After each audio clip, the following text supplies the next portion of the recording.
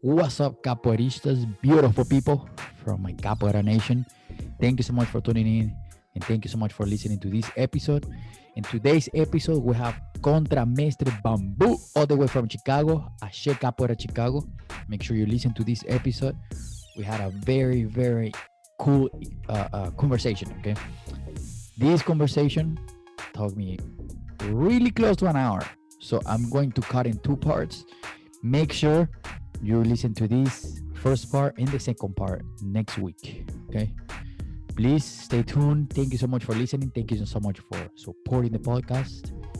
And let's roll with the first part. Enjoy, okay? Thank you so much.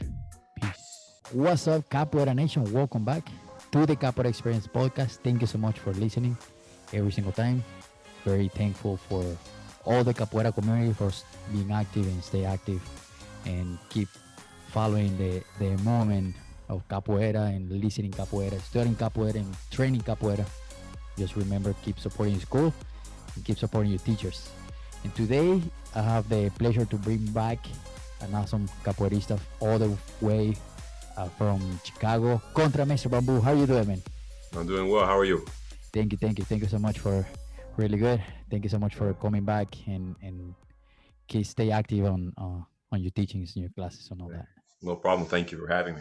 Yeah, of course. And just in case if people don't follow you yet, what is your social media? So people can find you. I have for myself, I have Instagram. I have at Bambu, AXEBAMBU on Instagram, as well as Facebook. You can find me, Controverse Bambu. And then for the group, we have at Ashe Capoeira Chicago for both Facebook and Instagram. Nice, awesome. Go there, check it out, and whenever we are able to travel, and all this craziness is not going around, just make sure we go come check it out to Chicago. And those classes are awesome. And I also we were talking before through Instagram about your online classes. You have some Portuguese online classes, right, going on and open to everybody. Yeah, yeah, we're trying to innovate, trying to find new ways to keep people engaged and excited about capoeira and now we have different opportunities to do different things, as well as the time to do it. I decided to do a capoeira Portuguese class, That's kind awesome. of English speakers. A lot of people who are native English speakers seem to have difficulty learning a second language. Yeah, A lot of that I think has to do with not being a mandatory thing from a young age. You know, most countries they teach English on top of whatever native language that they have to in order to grow. So a lot of times people don't have like the confidence or even the what's the wherewithal to just kind of start doing yeah, it. They yeah, always say, "Oh, I got to learn Portuguese. Oh, we're gonna do it. Oh, got a book. Oh, I got this app. I got this. I got that." yeah. And a lot of times it fails because they don't actually do the most important thing, and which is practice and actually use it. Totally. You know.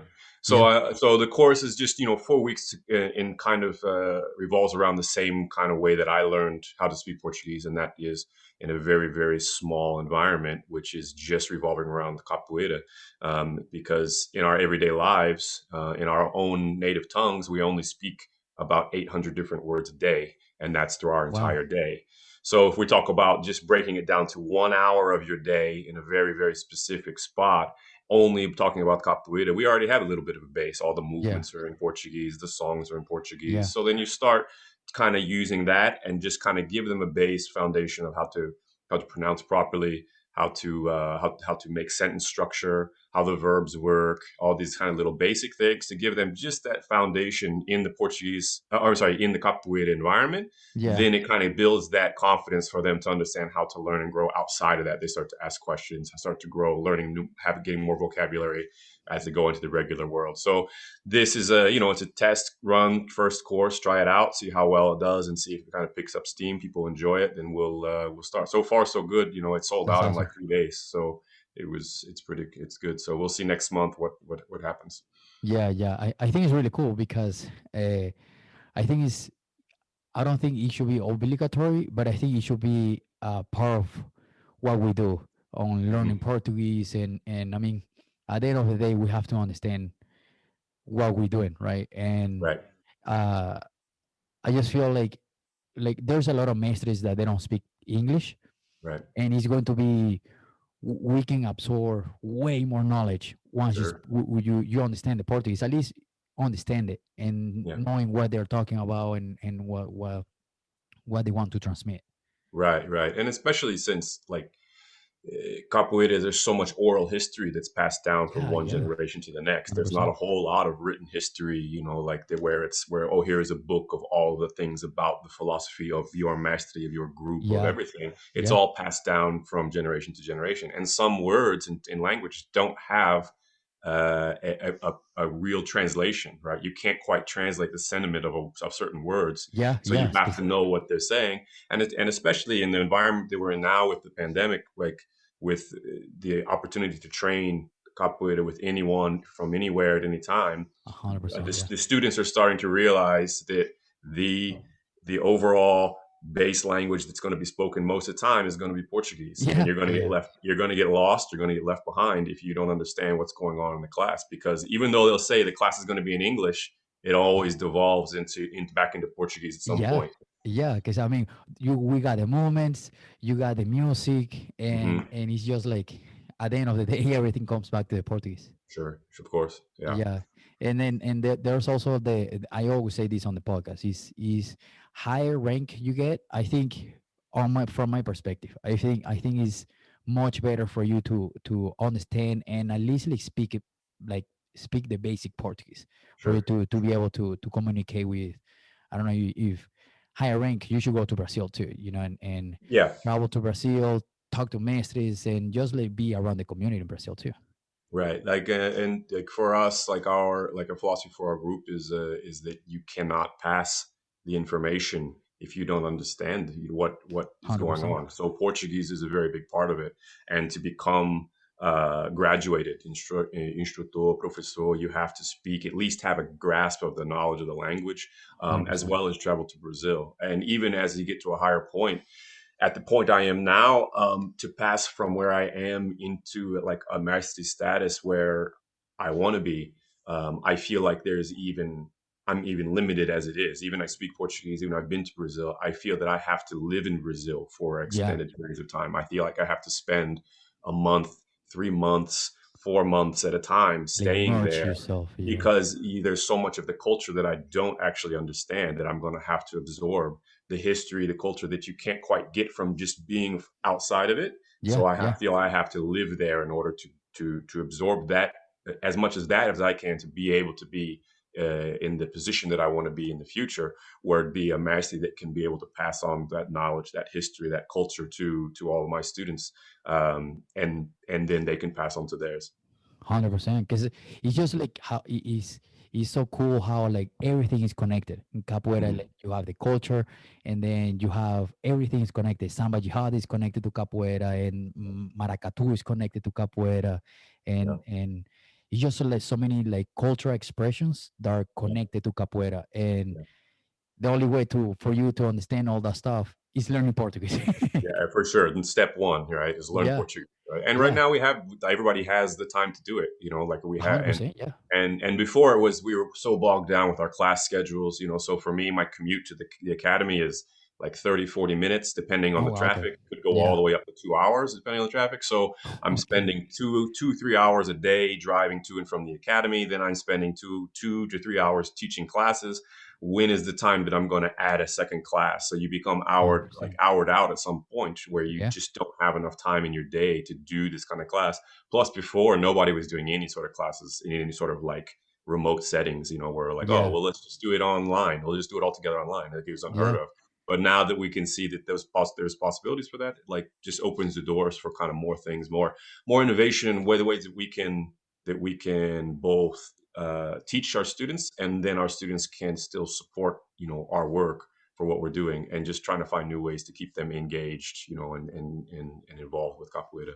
Yeah. Yeah. And like you mentioned before, it's like now you have the chance to be online and be connected to anyone around the world just through Zoom. Learn Yeah, from anyone. yeah. I feel like I see my master more now than I saw him before. That's Right? I right. see him Yeah. like I That's so talk to cool, man. all like That's so every cool. day we talk, and every like at once a month, every other week, some usually. like we're in a Zoom chat, all of them, all of the leaders of the group, we get That's so together cool. and we have meetings to kind of organize the group a little bit better, talk about what we're going to do next, what's like, how are we going to innovate and keep going, until the next event happens. We're doing music competitions, talking about solo That's so competitions and cool. stuff like that. Just there's different ideas and just Yeah. kind of brainstorming in a way that we couldn't do before. But not that we couldn't, just that it was never even thought of to be able to do that. Yeah. Yeah. And you think you guys are gonna keep that connection through some Yeah, after the I mean, pandemic? yeah, we're talking about like the possibilities. Like, there's nothing set in stone yet. We'll have Yeah. to see how everything goes. The fear, of course, is that that it will replace the need for having people there in person. You know what I mean? 100%. Like, Yeah. so we're trying to figure out what the best balance is to be in the future. Because like if I want to bring Maestro Bahao and like five other guests to my event, maybe I can't bring this maestro or this person. But maybe I can't afford to bring them because I got to pay plane ticket, their food, and all this kind of stuff. Yeah. Maybe I can have one of my guests be a remote guest where you can have like a big projector or something like that at Yeah. your batizado, and he's teaching the class, and then in front of you, you can have like the teachers of the group kind of like doing the demonstrations of it, like Yeah. that kind of. So there's possibilities for it that we're talking about, not just the training, the meetings. I think for sure we're going to keep doing, but Okay. as far as like the training goes, we just got to see kind of where it goes and make sure that we still maintain the value of bringing these people, like to have people teaching you in person and not turn into like a completely online Yeah. correspondence Yeah. courses. Yeah. Because at the end of the day, we still need the presence of the energy of the people and all Yeah. that in Yeah, person. yeah. I don't think it'll go that way. I don't think it'll end up going that way. I think people will always kind of like Oh yeah. feel that need. But I think the fear is generations to generations. Like, so for us, we know that feeling of our master being there and of our people being there and being Yeah. around everyone. But if we start to kind of give it to the newer students and younger students that we're doing everything online. We're not going to bring our master because it's cheaper to bring him online. Then now Yeah. that becomes the norm, and then generation to Yeah. generation, it becomes less and less and less. Yeah. It becomes the normal, like you said, Yeah. and then it's gonna be no anymore bachizados. Right. Yeah. Exactly. Batizado online. Like that's it. Yeah. Like Yeah. so like in the moment, there's a lot of things happen that I understand that people are making changes and adjustments to Yeah. the For way they sure. do things. But the fear always is to set precedents that can't be undone. Once you do it, sometimes you have fear of that becoming the norm because it's like, oh, you see, he did Oh it, yeah. or you see that person did it, or they're Let doing me it all the try. time. Yeah. Yeah, so yeah, it must be okay. So like even in the past, we've had moments where something happened. Like we had an event where we couldn't have something happen, with a person there, and then it was like in the moment we're like, well, we got to be able to do it. So how do we do it? Well, we make the disclaimer to everybody: look, this is not normal, right? We've Yeah. gotten the blessing to do this thing, right, in this way, like, but this is only an exception because of the circumstances, right? No, but 100%. Yeah. normally this won't happen, right? So Yeah. that's as long as we can kind of keep that understanding and keep these traditions going, the old traditions going, and just use this new technology and new way of doing things as a supplement to the old ways. I feel Yeah. like that's Yeah. that's where we can benefit best from it. Yeah. Yeah. Because I mean, I've seen a lot of people doing online workshops and Hmm. then adding the bachizado in person, Hmm. which I mean, for like you said, the circumstances give the opportunity, but again, I think like you, like I don't think that's gonna be a normal thing. It's just Hmm. because we are so used to like having that energy and person to person Right. contact and energy, shaking hands and laughing, and all Yeah. that. I think that Yeah. Yeah. Yeah. we're Yeah. gonna Yeah. So definitely need that. there's no online HODA ever going to happen. I don't think. I hope It's not. no, I hope now. We tried it once. I tried it once with Professor Congo, but obviously it's not gonna be the same. It's just to Yeah. have fun. It's just to I guess to break the routine Yeah. of always like like Zoom workshops. Yeah, but let's Mhm. just try to something different.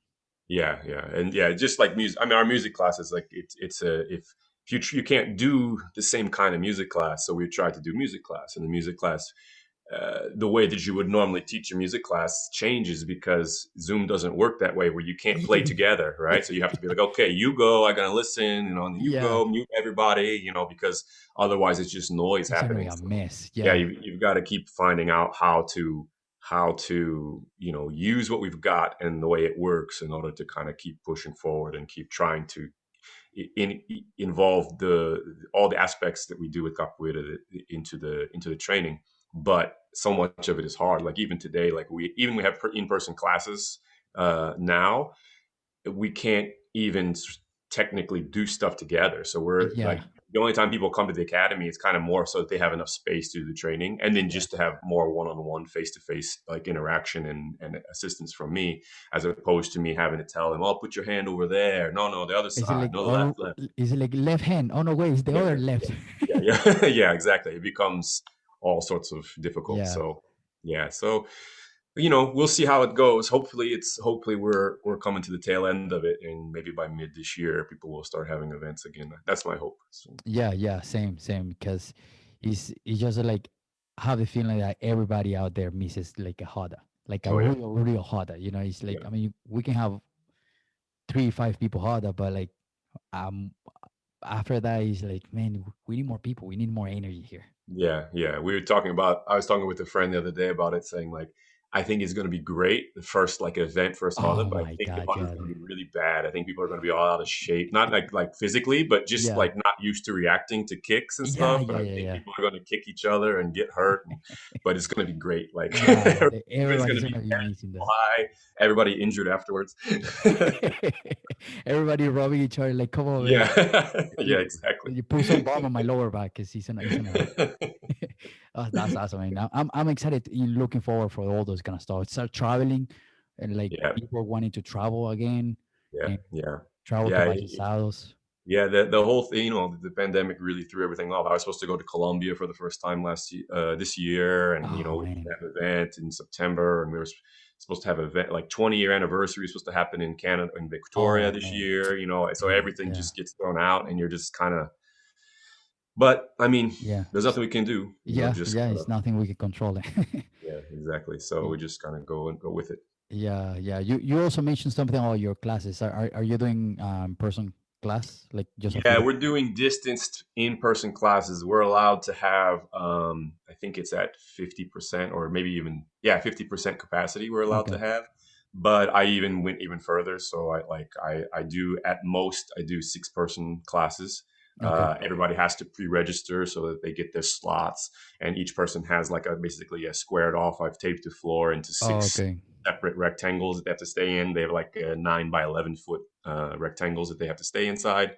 They bring all their stuff with them into there, so they don't have to leave it. So once they're there, they train there, and then that's it. So, and then simultaneously, I do my online class at the same time. Okay. So my students face me, and then I face like we put a TV on the wall and a camera there with it, so that I can kind of I'll demonstrate for the people, and then I demonstrate for the camera, and Oh, then cool. I Okay. kind of I'll critique everybody here, and then I'll critique everybody at home, and then I kind of bring everybody back together, and then explain some more things. And so it's a work in progress trying to Yeah. figure it out. I think for the adults it's okay, but the kids I think I'm going to have to eventually separate, because when the kids are at home versus the kids in Yeah, they person, get the kids distracted so they each easy. get distracted, so it's tough. I think I have to Yeah. separate. It's like in person kids and then online at home for kids, so that way I can be on them on the camera, because the way you engage kids at home has to be different, where they're having a little bit more fun. Yeah. But in person, they're distanced, so their training is more regimented, like an Yeah. adult class, right? Because they can't just kind of run around and jump around like they usually do. So it's a weird balance, and trying to learn how to teach better. Oh That's yeah. it. Oh Hmm. yeah. Because I substitute a couple classes for Mr. Mindinho for kids. Hmm. Oh man, it's so hard to like keep stick. Hey, don't go there. Okay, now your turn. Okay, hey, wait, come back to the camera. And then they see the dog running away. He's like, hey, come on. It's like, oh my gosh, Yep, it's yep. It's hard to keep constantly them looking active. at yeah, it's constantly looking at someone's empty living room, being like, "Where are you?" I say, Where I you guess at? so and so left. It's okay. We'll see you later. And then he Yeah, comes up and like so. Yeah, it's tough to keep the kids involved at home. Some of them are great. Of yeah. Oh course. yeah. Oh yeah. Oh It's yeah. each kid is different. Like 100%. Yeah. and Yeah. so Yeah.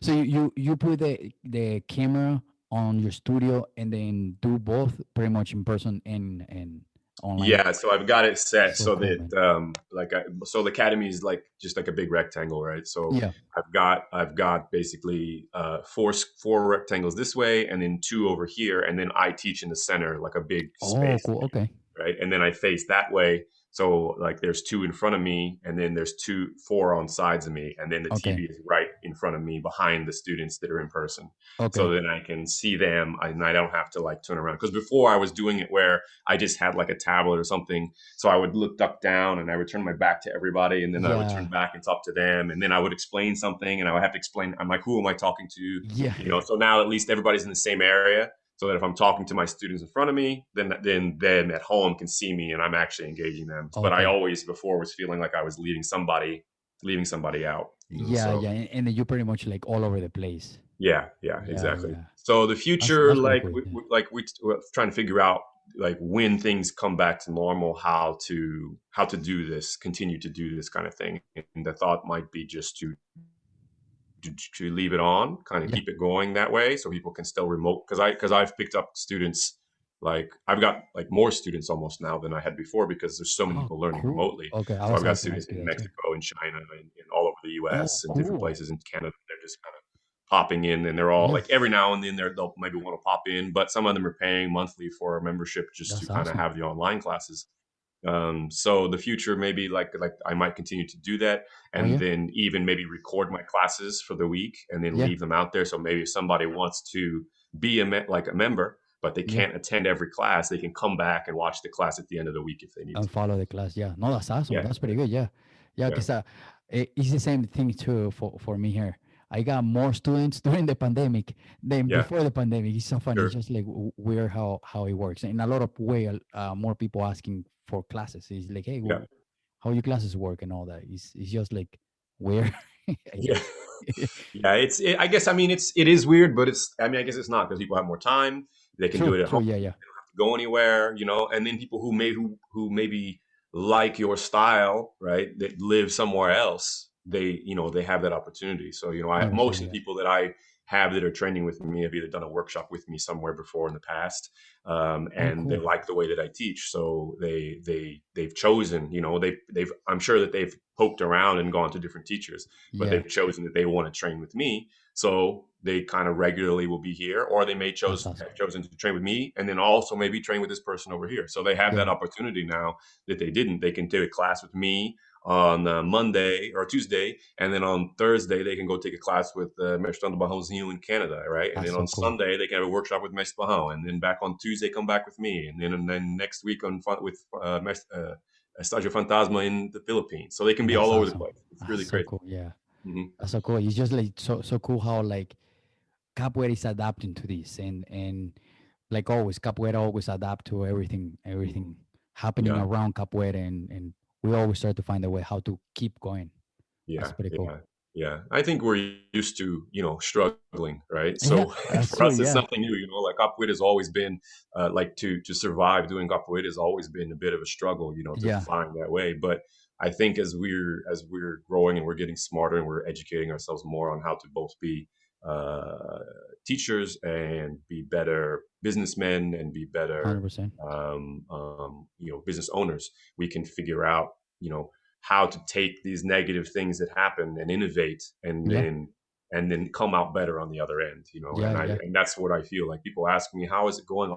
Oh, well, your classes are affected. I'm like, to be honest, my classes might actually be doing better, now than That's they so were yeah. before, right? That's so funny. Yeah. Like in person, no, like people aren't coming to the academy. Yeah. But Yeah. as far as support goes, there's tons of support. People are coming into the online classes from all over the place.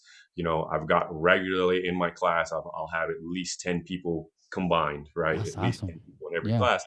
And I'm reaching more people constantly, and then now with the Portuguese class, there's like faces popping up that haven't trained in a long time, and That's so there's cool. people who from different places that I don't know who they are. I'm like, who is this person just signed up for this class? Yeah. I Yeah. don't know who this is, right? Yeah. So it's kind of cool. Like your reach kind of grows, and things you Yeah. figure out new ways to just keep going and be better at the end. Yeah, yeah, I know that's pretty cool. The which actually I think two of my students sign up. I think one for January and one for December. I think. Okay, awesome. Yeah, Yeah, I know one we from were talking. Indianapolis from the December one was there Nice. for sure. So I figured that was him. Yeah, yeah, Awesome. no. Yeah, I was like, come on, guys, you guys gotta do this. It's funny because they were like, oh, I want to learn Portuguese. Oh, I was like, well, there you go. Oh yeah. Yep. Now you got an excuse. Yeah, Awesome. yeah, yeah. Thank you so much for listening. Thank you so much for getting this far. Remember, please subscribe. Give us a thumbs up on Facebook or YouTube. Please subscribe to the YouTube channel. This is going to help us and help me to get bigger numbers and bigger subscribers so we can give more information. Okay, please, if you're listening, I know you're listening, I know you're watching, please give me a subscribe, give me a like. Okay, I know you're watching right here or listening. All right, have an amazing day. Thank you so much for tuning in and listening every single episode, especially the episode we just did. All right, thank you so much. Peace.